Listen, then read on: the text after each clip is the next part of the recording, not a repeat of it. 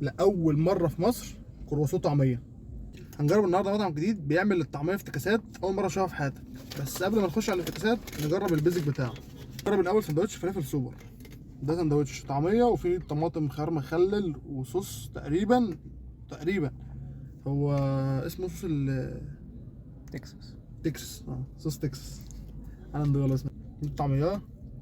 طعميته حلوه، طعميه حلوه. سندوتش ب 10 جنيه. الاسعار كلها سيبها لكم كده مع الفاتوره.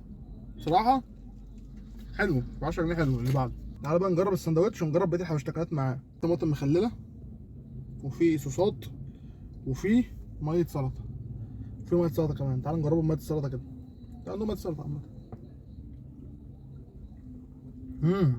حراقه، خلي فيها قوي، دقه كده، طعمها جامد قوي. ميه السلطه عالميه، حلو قوي. الطماطم المخلله وميه السلطه جامدين قوي قوي قوي قوي.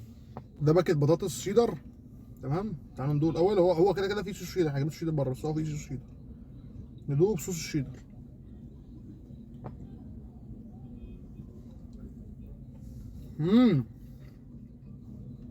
جامد. بس عليها بهارات كده. صوص الجبنه حلو قوي. البطاطس سخنه فعرقت.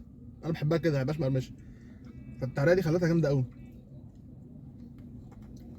ناخد واحده مع صوص شيدر بقى. دي بقى التكساس.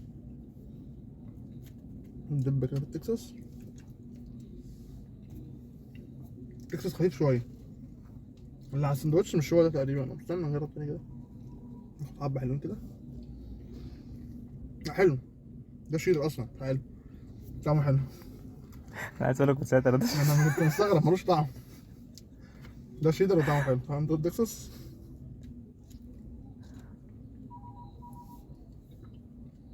لا هو باين ده بيضرب، ده بيضرب. عشان كده لما خدت حته صغيره من التاني مش باينه.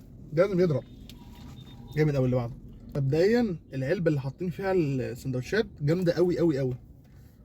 ده الجرين برجر. ده جرين برجر موتزاريلا ب 20 جنيه. تمام.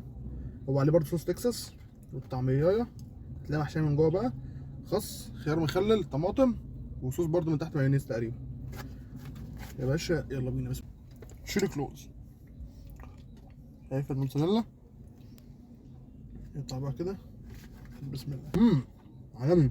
بعد اللي تاني مره احييهم والله على الباكجينج. بص الباكجينج يا جماعه. ده العنوان اهو. محدش يسالني عليه بقى. العنوان اهو، الارقام اهي. افتح يا باشا. افتح يا باشا. كرواسون طعميه لاول مره في مصر.